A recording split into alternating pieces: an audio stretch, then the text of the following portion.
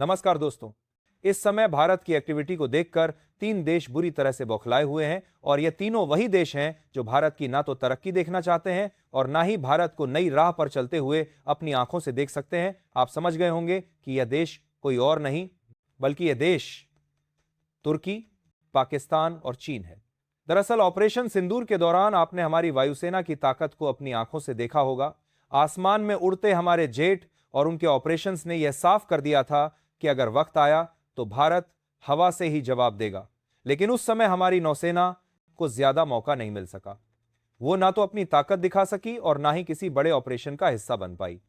मगर दोस्तों, इसका यह मतलब बिल्कुल नहीं कि इंडियन नेवी चुप बैठी थी। असल में इंडियन नेवी उस समय भी साइलेंटली अपना मिशन पूरा कर रही थी। वह भी साइलेंटली बोरी देखने को मिले हो, बिना शोर किए लगातार अपनी मौजूदगी और प्रभाव को बढ़ाने में लगी हुई थी।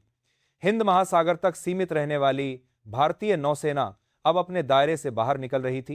उसका लक्ष्य अब केवल इंडियन ओशन तक सीमित नहीं था, बल्कि धीरे धीरे वह नई टेरिटरीज में कदम रख रही थी। पिछले कुछ महीनों में भारत की नौसेना ने जिस तरह से कदम बढ़ाए हैं वह पूरी दुनिया का ध्यान खींच रहे हैं। पहली बार इंडियन नेवी ने अपने ऑपरेशंस को मेडिटेरेनियन सी और साउथ चाइना सी जैसे इलाकों तक बढ़ाया है। पहले जहां हमारी नेवी अरब सागर और बंगाल की खाड़ी तक सीमित थी, अब वह उन इलाकों में भी पहुंच रही है जो कभी बहुत दूर माने जाते थे। मेडिटेरेनियन सी में हाल ही में हमारी नेवी ने ग्रीस और साइप्रस जैसे देशों के साथ ज्वाइंट ऑपरेशंस किए हैं।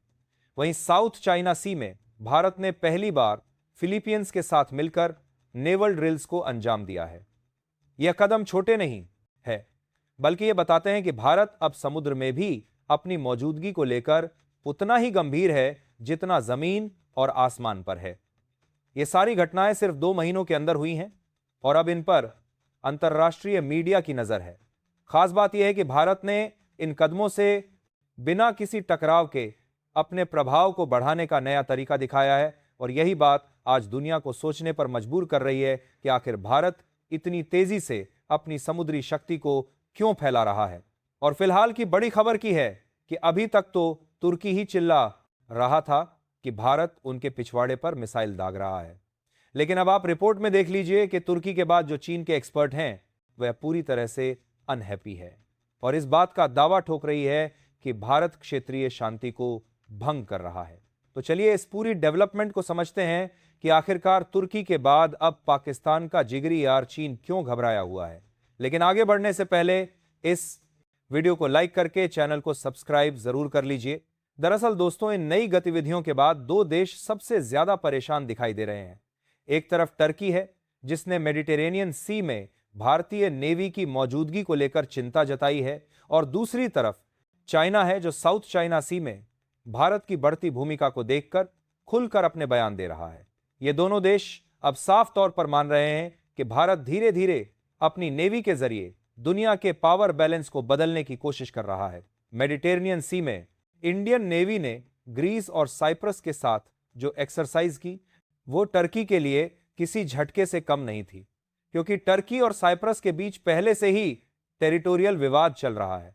ऐसे में भारत का साइप्स के साथ ड्रिल करना टर्की को यह संदेश दे रहा था कि अब भारत किसी विवादित इलाके से पीछे हटने वाला नहीं है।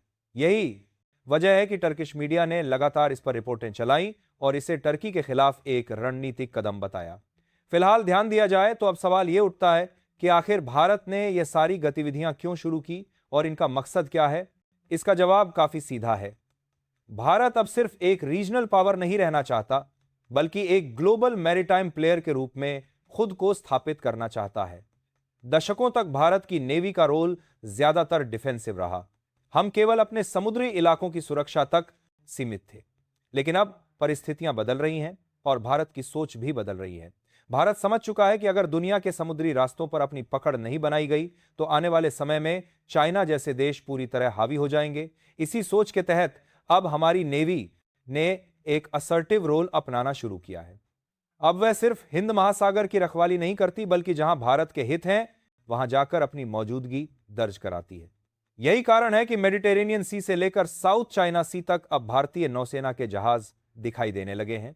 मेडिटेरेनियन सी में जब आईएस तमाल और आईएस त्रिकांड को भेजा गया तो यह केवल अभ्यास नहीं था, बल्कि एक संदेश था कि भारत अब पश्चिमी एशिया और यूरोप के जल क्षेत्रों में भी सक्रिय रहेगा। वहीं साउथ चाइना सी में फिलीपींस के साथ की गई ड्रिल इस बात की पुष्टि थी कि भारत अब चीन के दबाव में नहीं झुकेगा। अब वहीं भारत की मौजूदगी उसे चुनौती दे रही है। इसका असर केवल अंतर्राष्ट्रीय स्तर पर नहीं बल्कि भारत की रणनीतिक स्थिति पर भी पड़ रहा है। अब हमारी नेवी उन देशों के साथ रिश्ते मजबूत कर रही है जो चीन की विस्तारवादी नीति से परेशान है। इससे भारत को न सिर्फ कूटनीतिक समर्थन मिल रहा है बल्कि नई सैन्य साझेदारियां भी बन रही हैं। आने वाले वर्षों में यह साझेदारियां भारत को समुद्री व्यापार, सुरक्षा और डिफेंस मैन्युफैक्चरिंग में भी नई ऊंचाइयों तक पहुंचा सकती है।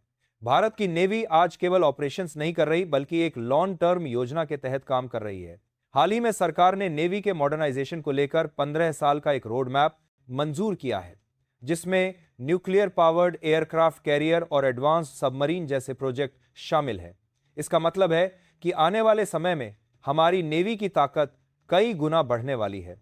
रक्षा मंत्री राजनाथ सिंह ने भी कुछ वक्त पहले कहा था कि अगर सर क्रीक या किसी और समुद्री इलाके में पाकिस्तान कोई हरकत करता है तो जवाब सीधा और सटीक होगा। यह बयान इस बात का संकेत है कि अब भारत किसी भी दिशा में होने वाली चुनौती का जवाब देने के लिए पूरी तरह तैयार है। और जब हमारी नौसेना इस तैयारी के साथ आगे बढ़ रही है तो दुनिया को भी यह संदेश मिल रहा है कि भारत अब केवल डिफेंस नहीं बल्कि डिटरेंस यानी रोकथाम की रणनीति पर काम कर रहा है। यानी अब भारत की नौसेना न सिर्फ इंडियन ओशन की गार्डियन है बल्कि धीरे धीरे पूरी दुनिया के समुद्रों में अपनी मौजूदगी दर्ज करा रही है। यह वो भारत है जो अब किसी से पीछे नहीं हटता बल्कि हर दिशा में अपनी उपस्थिति दिखाने का साहस रखता है। बाकी आप लोग इंडियन नेवी के द्वारा की जा रही इन हलचलों पर क्या कहना चाहेंगे? अपनी राय कमेंट में जरूर बताएं और इस वीडियो को एक लाइक करके अपने मित्रों तक शेयर जरूर करें ताकि उन्हें भी जानकारी मिल सके। इसी तरह और भी नॉलेजेबल वीडियो देखने के लिए चैनल को सब्सक्राइब करके बेल आइकन को ऑल पर जरूर सेलेक्ट करें। जय हिंद।